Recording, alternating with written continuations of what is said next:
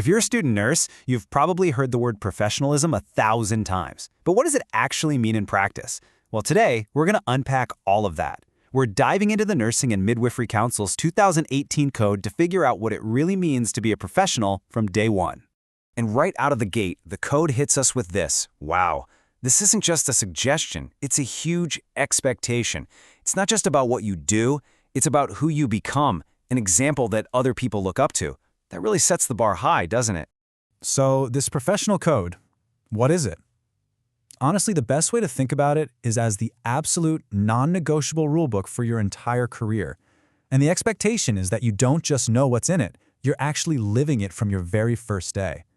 To get official for a second, the NMC code is the set of standards that you absolutely have to follow to practice here in the UK. It's the framework that makes sure every single patient gets the same high standard of care, no matter who's looking after them. And this is the part that's so important if you're just starting out. This code isn't something you just cram for an exam and then forget about. No way. It's meant to be lived by from the moment you start your training. It literally shapes every action you take and your whole attitude towards patient care. But why? Why are there so many rules? What's the end game here? Well, it all comes down to one simple, powerful word: trust. The entire code, all of it, is built to help you be professional, and through that, to earn and keep people's trust. And it works kind of like a chain reaction, you know?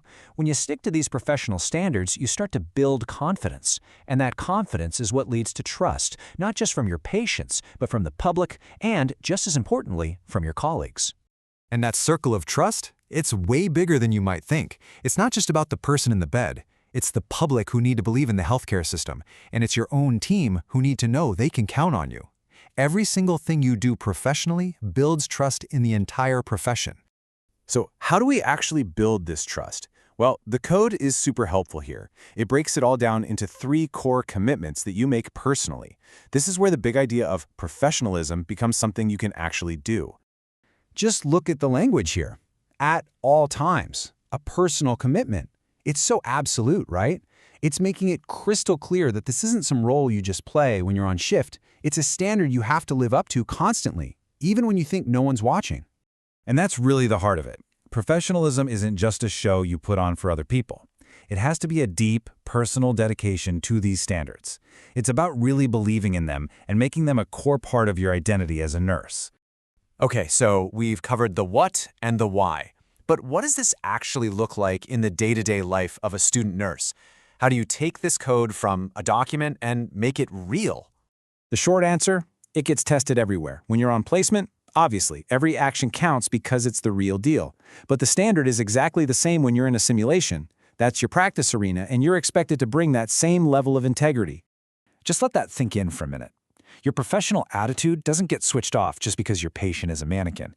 Your respect, the way you talk, the way you act, all of it needs to be just as real. Why? Because you're building the habits, the muscle memory, for when it really counts. Let's get really practical. Think about something as simple as your uniform or your dress code. It's not just about wearing the right clothes. The expectation is that you look smart, you look professional, because that's the first signal that you respect the environment you're walking into. And look, this has nothing to do with fashion. It's all about communication. Before you even say hello, your appearance sends a message. It tells patients and colleagues that you take your role seriously and that you respect the responsibility you've been given. Which really brings us to the final question you should be asking yourself. As you go through your training, think about this. Is professionalism just a uniform you put on in the morning and take off at night?